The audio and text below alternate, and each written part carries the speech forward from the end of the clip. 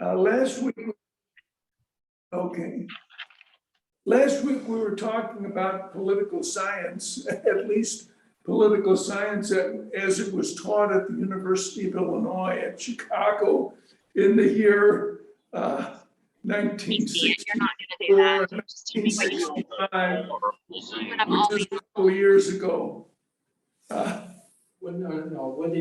Let's see. You started there in 66, right? That's right, 66, so that'd be 66, 67, 68, anyway, I'm getting too old here. Yeah, we were in high school, yeah, 63 and 64. Anyway, but in thinking about those concepts, we need to always reorient ourselves to the fact that Romans that we have in our Bible is a letter. It's, in a sense, a treatise, as some people call it, but it's really a letter. And so as we think about the 13th chapter of Romans, about government and submission to authority, we need to ask ourselves the question, why is this included? It's included in a part of the book of Romans that we've seen is a therefore. Therefore, because of what you have, salvation by faith, therefore, these things, keep these things in mind. We looked at Romans chapter 12, now we're in Romans chapter 13. Why would he bring these things up? Why talk about the powers that be? The old translation says the powers that be are ordained of God. This version says there is no authority except that which God has established. Well, I mean, this was a topic that was important to them because, Romans, they lived in Rome, Okay. the capital of the empire. It was an empire that was not always the most tolerant towards Christians and Christianity and other religions other than the emperor cult in general. So it was, first on, it was a day-to-day issue for this wasn't theoretical political science stuff. This was,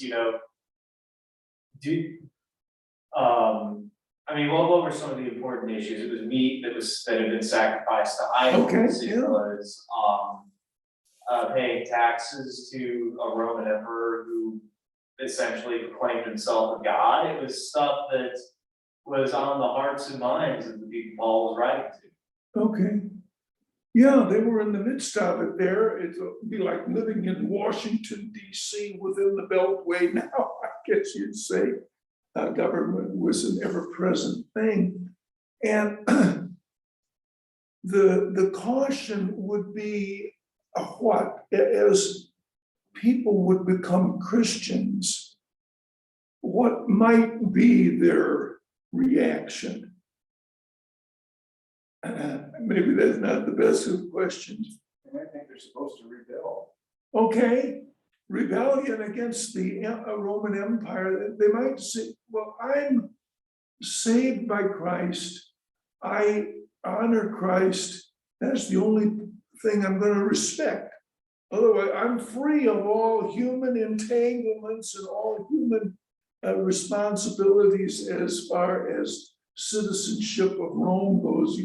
Somebody might, well, I'm a citizen of the kingdom of God, so I don't have to worry about any of this other stuff.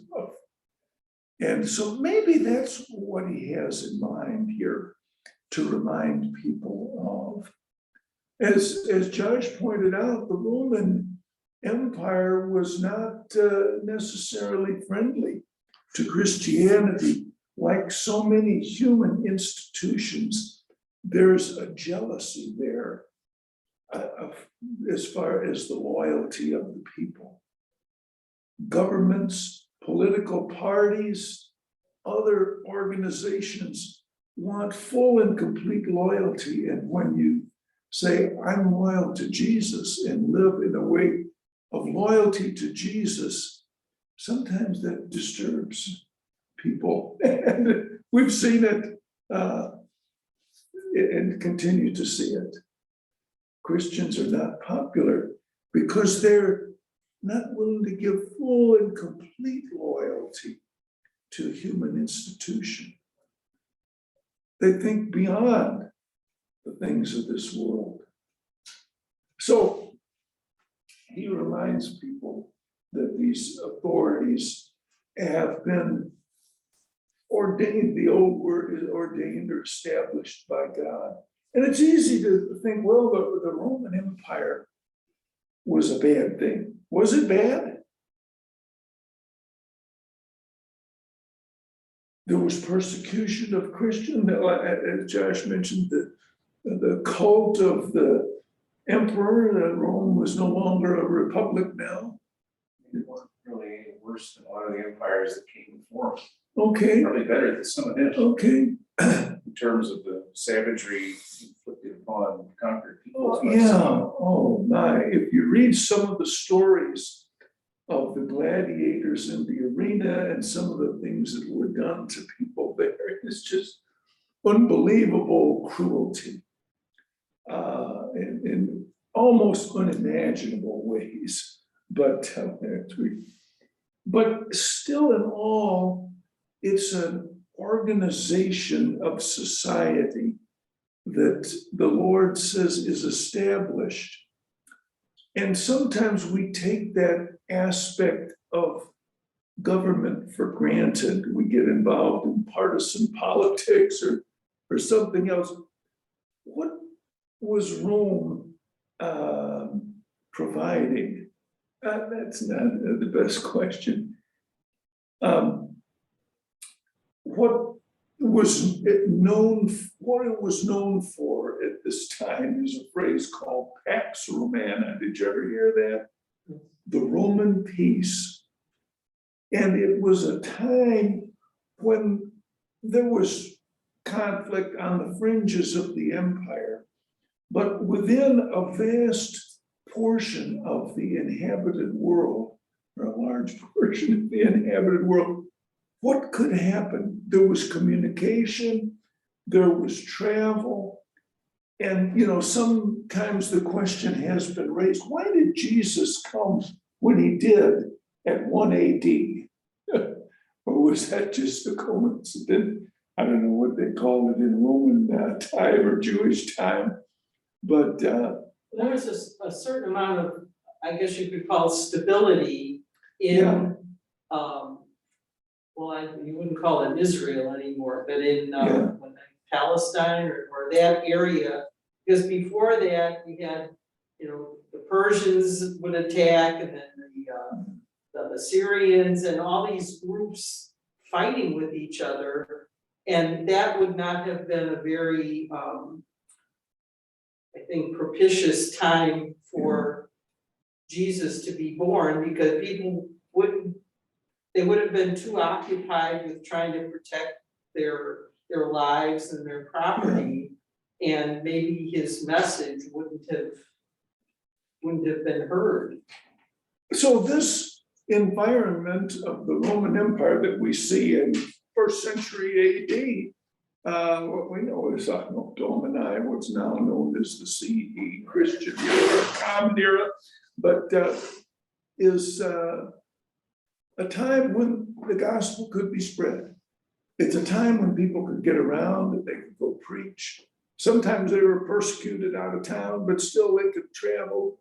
Word could get around, and it did very, very quickly. The word of Christ got into that portion of the world very, very quickly. And we find congregations in Rome, we find congregations in the cities of Asia, we find congregations here and there when Paul visits. And it's pretty amazing, and consider they had no internet, that's right. no radio, no That's television. But all roads led to Rome. Yeah, That was the key thing. I think that's part of God's plan. that's right. All the roads would go to Rome, and people could travel, like you said. Yeah. And that's how the word got out. In our own time, we criticize the government for this and that. But we take a lot for granted, like Dan says, we take the internet for granted nowadays. Yeah. That you can communicate instantaneously, not only within the United States, but around the world. We could be, well, actually, we could be broadcasting right now over in England. Yeah, that's right, that's right. Probably are somewhere out there. A few years ago, I was talking to a man in Texas where I was working, and he was teaching a Bible class in Southeast Asia, I think it was Thailand, and he was involved in a medical mission to Indonesia, all from Fort Worth, Texas. And, we kind of take that for granted. So in other words, that's one of the points I think of this letter as Christians. Society, an organized and structured society is something that the Lord wants. And we need to be aware of that. And submit to that in a sense.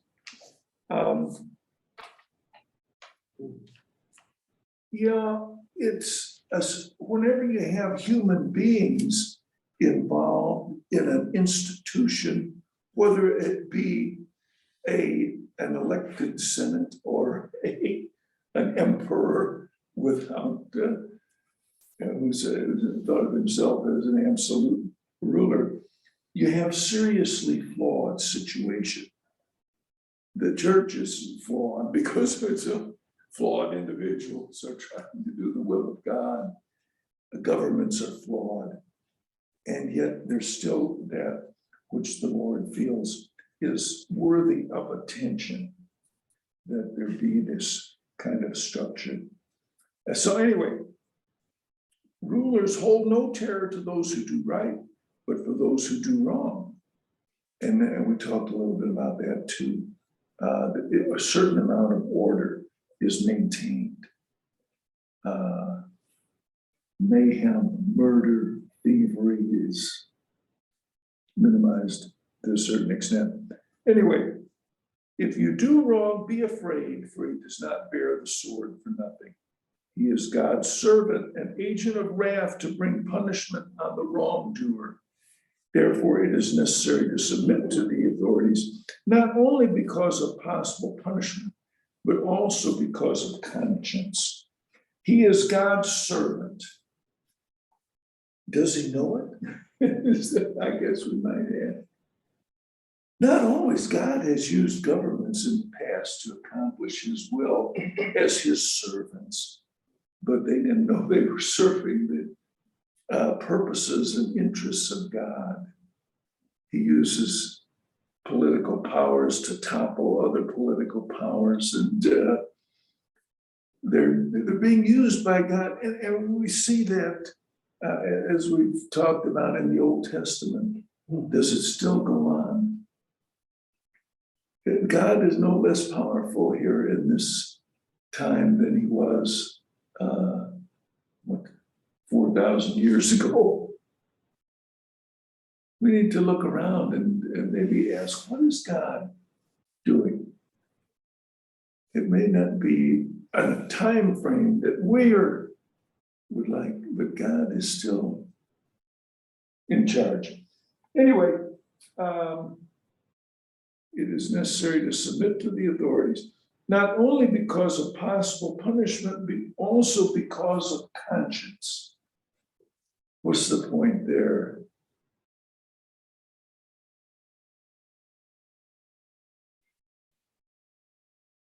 You just looked at it, punishment, and they would try to see what they could get away with. Yeah. Government administration is inherently inefficient. So, Be good citizens, even if you think you can get away with not being a good citizen. He's going to go into an area that is of interest to me because it was the source of my career. This is also why you pay taxes. For the authorities are God's servants who give their full time to governing. Give everyone what you owe him. If you owe taxes, pay taxes. If revenue, then revenue. If respect, then respect. If honor, then honor. Different types of taxes here probably. They didn't have income tax, they had property tax and import and export duties at that time, tariffs. Probably not an income tax as we know it. But anyway, what's the point? Pay your taxes, even if you could get away by cheating on it. And, that in a sense is contrary to what the society would say, do what you can get away with. But he says, for the sake of conscience and for the sake of serving God, obey those rules. And they're so complicated now that some of us are employed to help people comply because it's a difficult thing to do. But anyway, any thoughts, comments on that? Let us know. Conscience is always an interesting subject, because earlier we saw that there's times when we've got, our conscience is violated. Like when Peter, was told not to preach the word, he went and did it anyways, So there's times that you use your conscience to cooperate with the authorities, and there's times when you use it not to cooperate, right? It cuts both ways. Right? Conscience is something that can be seared, right? If we. Well, here he's assuming your conscience is not seared. You have a good conscience, been trained in godliness. Hopefully we all have that. I mean, it can be seared though, like you say, the Bible talks about that. Hopefully we've all developed our consciences along the way, so they're a good guide for us. And it can guide us in this case either way, right? Pay your taxes or go ahead, or be a nonconformist, go against the government, when they tell you to do something that God is against what God has taught you. Conscience. It goes both ways. Conscience, in a sense, is what you do. Now, when I was younger and this nation was found in a war in Vietnam, some of you are old enough to remember that there were people who computed a percentage of their taxes that was being used to fund the war, they thought, and they didn't pay those taxes. Huh. What do you think of that? They probably got put in jail. Oh, the government would eventually come and collect it from the bank. I think this, Jesus kind of says, render unto Caesar the things that are Caesar's, as he held a coin with Caesar's image there. And Jesus knew that some of that would be misused. Whether you agree in different ways, people disagree in different ways with how their tax money is used. And yet this kind of suggests that you pay. If you owe taxes, if revenue, then revenue. If respect, then respect. If honor, then honor. There's a matter of respect also. Even though not all of the people who are involved in the government are respectable, I guess because of the office. If you don't respect the individual, you respect the office, whether it be president or Secretary of State of Illinois or whatever. I think that's sadly lacking nowadays, and on both sides. One party was in office, and now the other one is in office. Neither side respects if not the person, the office. Yeah, that's a shame, I think. But unfortunately, the office has been damaged over the years by people like Richard Nixon and Bill Clinton, to give you two examples, right? He's in there fornicating in the office. Nixon's lying through his teeth to the whole country and the world. All of them, we see Those things hurt. are seriously flawed. We ourselves are seriously flawed too. So anyway, The point is, it doesn't matter. We should probably assume that stuff is going to go on. Yeah. Respect it anyway. We know that the only perfect government is one where God is in charge and you're dictating everything himself. Until we have that, we should assume there are gonna be problems. That in a sense was what his desire was for Israel, that he would be their king. It would be interesting how things could have, would have developed if they never anointed a king. Anyway, but in order to have the best influence for Jesus, I think he's saying respect for authority. And that's really what our main purpose here is, to be the best examples and the best teachers for Jesus. I think that's what he'd say, that's the most important purpose of Christians.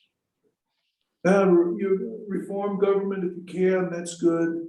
Make things better, but most important, glorify Jesus. Anyway. We're citizens of God's kingdom Yes. first, right? We're gonna be good citizens of our earthly kingdom secondly. Yeah.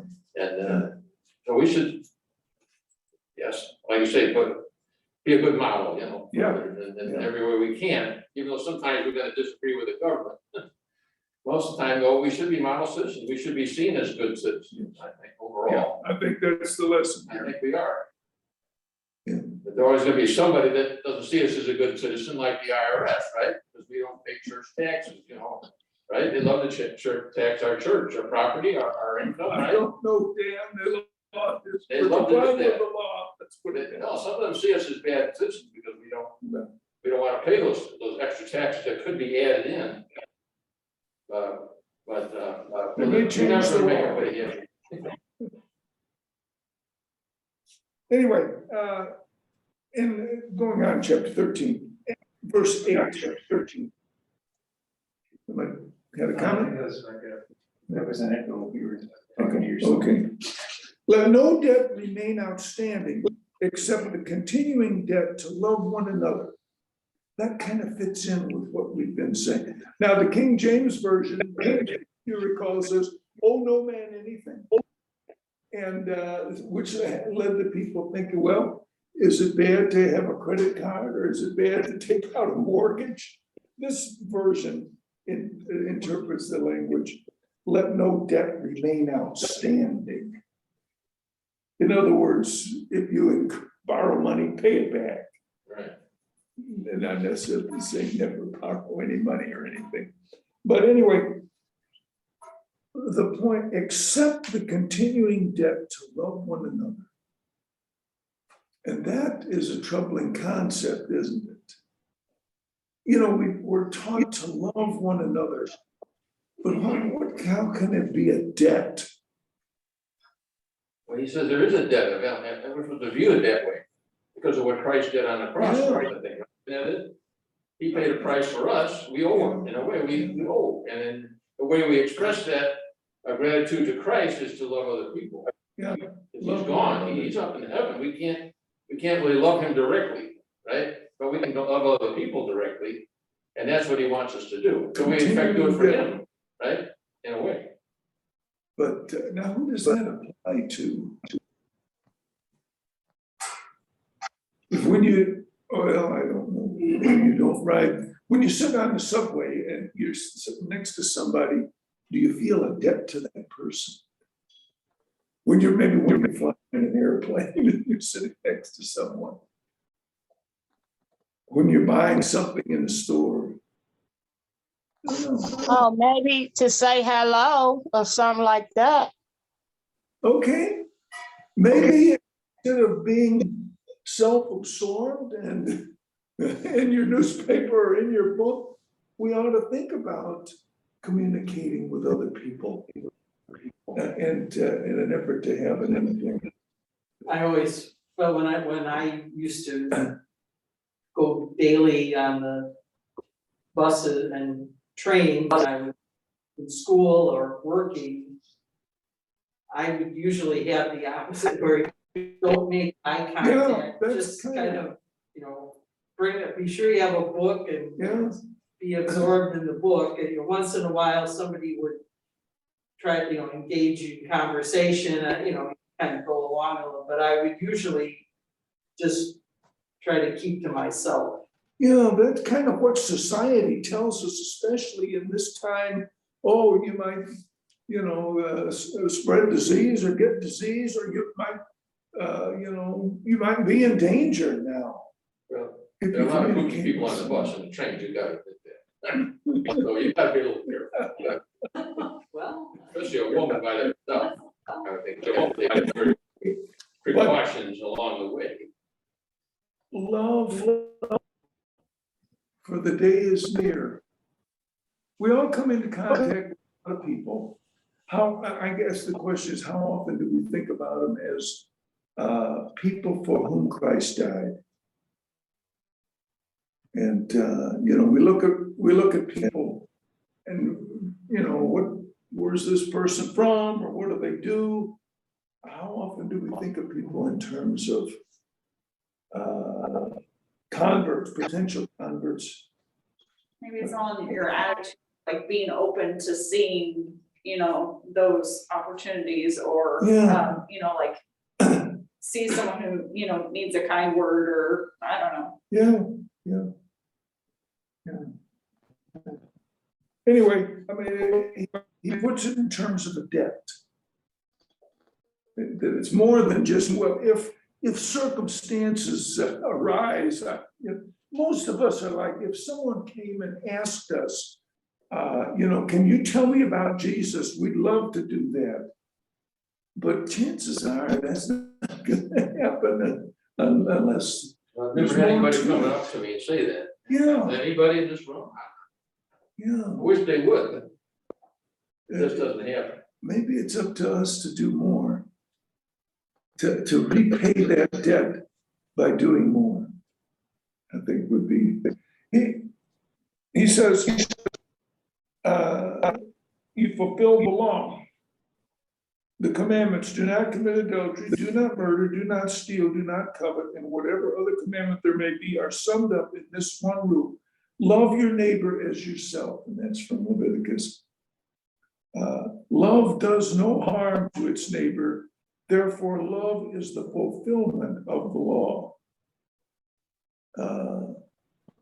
But I think he's suggesting it's more than just not harming someone. That, you know, that's part of the doctor's oath that they take when they're given their license. First of all, do no harm. You've probably heard that. But then, you know, there's an obligation to help people too.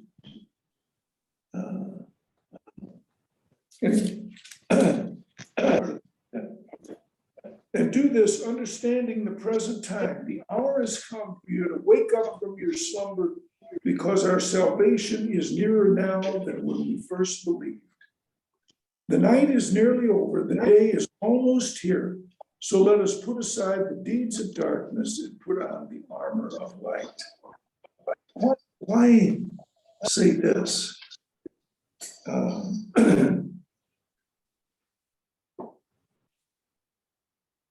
mean, I don't know what I'm trying to mind read. Just give us a wake-up call, is all you're doing. Right? Yeah. A wake-up call once in a while, right, to get going, you know, we get Yeah, sleepy or tired or discouraged a little bit or something, and well, at the Wake up. time he was writing, weren't the believers thinking that Jesus was going to come back yeah, real soon. very Some soon? somewhere.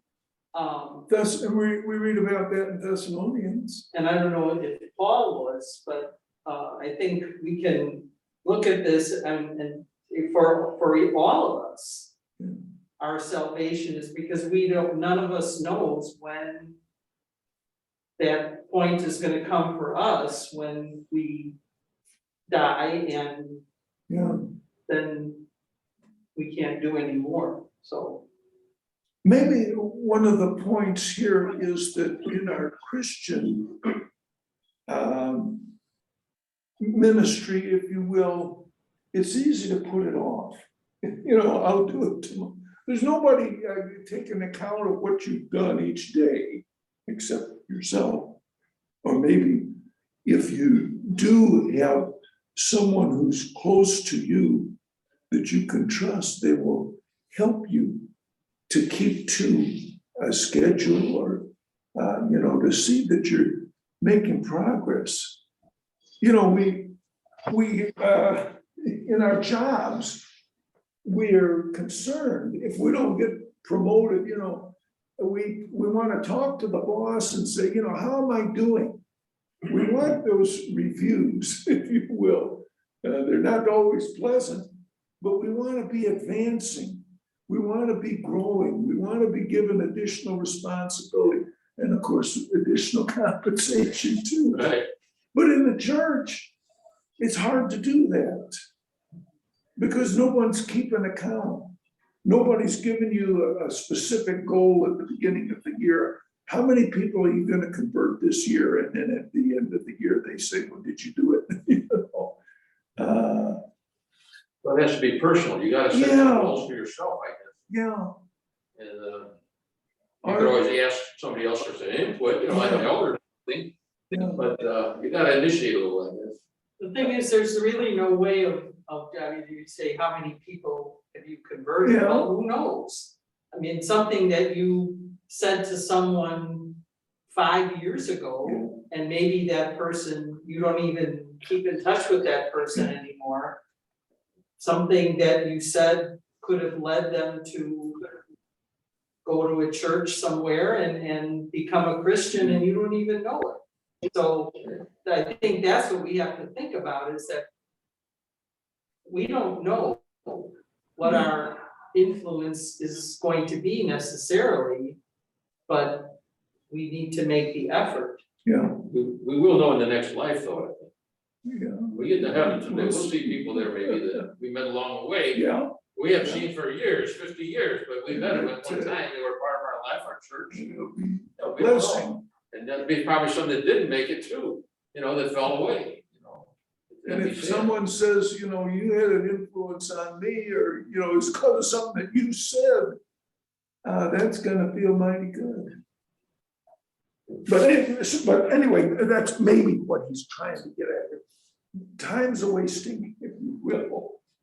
Days are going by, the hour is coming, you gotta wake up and be a little bit more urgent. He said earlier, be zealous, be enthusiastic in the 12th chapter. The night is nearly over, the day is over. Put aside the deeds of darkness that prevent this. Put on the armor of light, behave decently as in the daytime, not orgies and drunkenness. People are coming out of various backgrounds. Not sexual immorality and debauchery, not in dissension and jealousy. That's hard to put away. Rather, clothe yourselves with the Lord Jesus Christ and do not think about how to gratify the desires of the sinful nature. So that's another paragraph in our discussion. Living the life of salvation by faith. Any thoughts? The 14th chapter is one that we recently covered in Wednesday night class at some length, if you will. But maybe we'll just have a little different context here. Again, this is a letter, and he talks about the weak and the strong. Why? They have different amounts of faith. Yeah, And you mentioned different. that earlier. Some people just have I don't know, a stronger faith, more mature, whatever, and of course, we're always changing and growing. But at different times, I guess people have different levels of faith. People from different backgrounds are coming to Jesus in Rome. Some are Jews that have been raised to live very strict lives in accordance with the Jewish law, the Jewish food laws, the Jewish laws as far as keeping certain days as special days. all kinds of rules that the Jews were subject to, and now they're coming to Christ. Other people are coming to Christ that were worshiping the emperor, or that were worshiping all of these Roman gods or Greek gods that were pervading the place. And they were sacrificing animals and other things to these other gods. How do these people get along? That's what he's talking about here. How are people from various backgrounds going to get along? Are one group going to criticize another group? He wants the church to be unified, except him whose faith is weak, without passing judgment on disputable matters. Accept one another. People are at different levels. We're all at some level. Maybe we're at a different level of faith in one area, and in another area, we still have a lot of growing to do. One man's faith allows him to eat everything, but another man whose faith is weak eats only vegetables. Why would anybody eat only vegetables? I was talking to a fellow the other day, and Because they're vegetarian.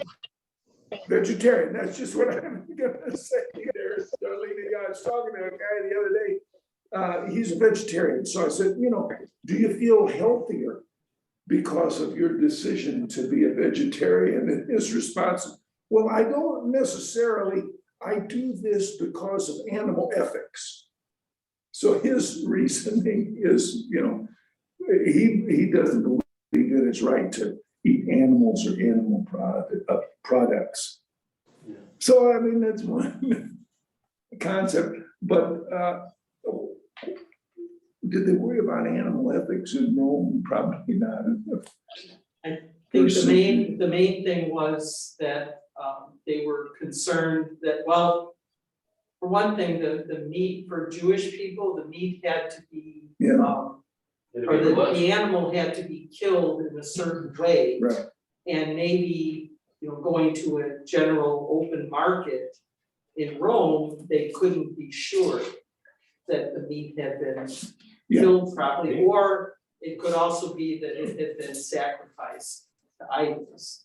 Okay, so there's and a it couple. ended up in the market from that. There's a couple of reasons. Maybe the Jews may have felt that, well, this meat doesn't meet the kosher laws. It hasn't been slaughtered in the right way, so that the blood is completely drained out. And we have a lot of people in this city who are of that persuasion. They want to eat only kosher. I think Muslim people also, I think that's kind of a similar thing, they call it halal. Okay. But I think it's the same sort of thing where the meat, the animal has to be killed in a certain way. Yeah. And another reason would be meat sacrificed to idols. There was a lot of meat in the market that had been sacrificed to idols. You could buy that and eat it. But some people who had come out of idolatry might say, boy, if you eat that, you're partaking of supporting idol worship. And maybe those gods will get you, or there was some people that would have said, well, I'm going to follow Jehovah God as opposed to these other gods. Maybe they haven't come to an understanding yet that there are no other gods. And he's going to discuss that. So anyway, so people have different ideas, just like today. Some people are vegetarian for that reason. And, we could talk about Genesis 9, Genesis, you can eat things, but some people don't accept it. Anyway, what's the point?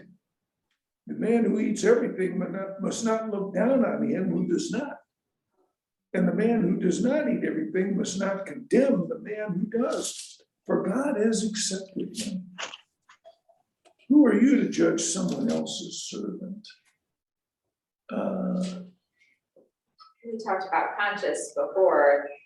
I think that, they're doing what they do and they're conscious, they view that that's right Yeah. for both sides. And Yeah. the key here is not to judge or to, make someone do something they don't Yeah. wanna do. That's right. People, It's not really about it. yeah, it's about, if you kind of force someone to do something that they think is wrong, that's not a good thing either, to violate conscience.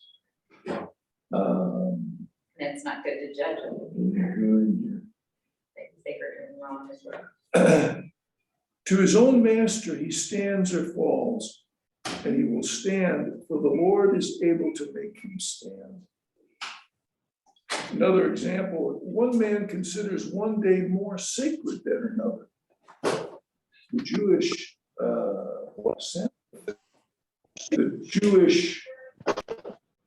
the monthly holidays are more than just a Sabbath. Each one should be fully convinced in his own mind. Somebody might say, well, the Jewish law is done away. It doesn't matter anymore. Anyway, you think about that meat sacrifice to idols, if you read back in Acts, that's one of the things they told the Gentiles. Don't eat meat sacrificed to idols, don't eat blood, avoid fornication. Anyway, maybe that's a good time. He's given a couple of examples there.